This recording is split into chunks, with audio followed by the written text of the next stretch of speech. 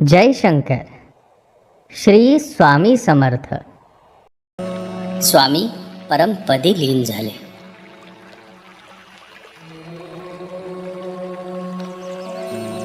महाराजांनी त्या भेटलेल्या माणसाला स्वामींबद्दल आणखीन माहिती विचारली. बाळप्पांबद्दल विचारले, स्वामी सुतांबद्दल विचारले. त्या माणसाने एकदम विस्तारात महाराजांना सगळ्यांबाबतीत सांगितले. त्याने स्वामींच्या अनेक लीलांबाबतीतही महाराजांना सांगितले. कसे स्वामींनी अहमद अली रिसाळदारने दिलेल्या रिकामी चिलीम पिऊन त्याला बोध दिला. चोळप्पाच्या घरातील कोरड्या विहिरीत कसे पाणी आले, कसे कुणाला रामाच्या तर कुणाला विठ्ठलाच्या तर कुणाला दत्तांच्या अवतारात त्यांनी दर्शन दिले. तो माणूस स्वामींच्या अनेक लीला सांगत होता, पण महाराज त्यातील बोध, त्या मागचे कारण समजून घेत होते. स्वामींच्या लीला ऐकून महाराजांना अंतःकरणापासून आनंद झाला. त्या माणसाने हेही सांगितले की देह ठेवण्याच्या वेळी स्वामींना खूप ताप आला होता. वैद्यांनी उपचार केले पण काही फायदा नव्हता.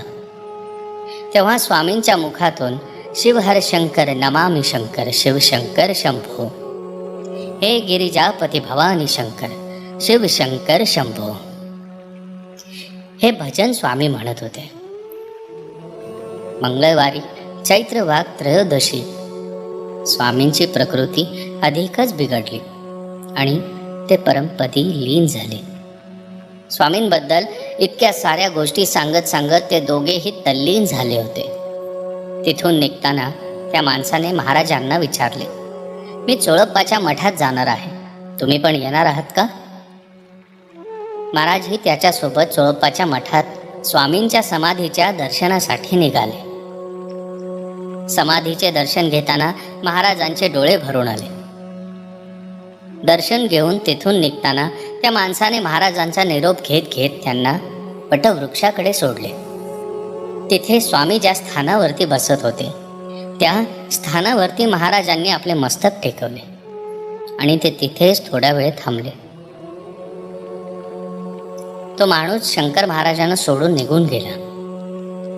महाराज स्वामींना हात जोडून म्हणाले, स्वामी, एकदा आपल्याला डोळे भरून बघण्याची फार इच्छा आहे.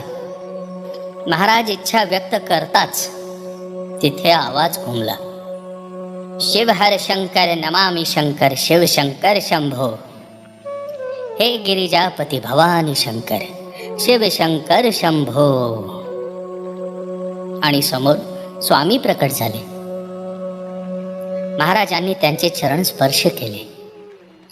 महाराज काही बोलणार इतक्यात स्वामी हसत हसत म्हणाले, अजूनही देहाचाच विचार करतोस का रे बाळा? विसरू नकोस, आम्ही तुझ्यातच लीन आहोत, सदैव तुझ्या पाठीशी आहोत. आता तुला दिलेले काम पूर्ण करायचे आहे. जा आपल्या मार्गाला, आपले कार्य पूर्ण करायला. स्वामींचा आशीर्वाद घेऊन शंकर महाराज निघाले. शंकर महाराज सोलापूरच्या दिशेने निघाले. शंकर महाराज सोलापूरला जाऊन कुणाला भेटणार, तिथे काय काय लीला दाखवणार, बघूयात आपण पुढील भागांमध्ये. तोपर्यंत श्री स्वामी समर्थ. जय शंकर. श्री स्वामी समर्थ. श्री स्वामी समर्थ.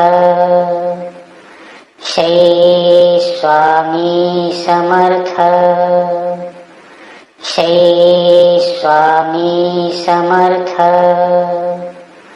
श्री स्वामी समर्थ.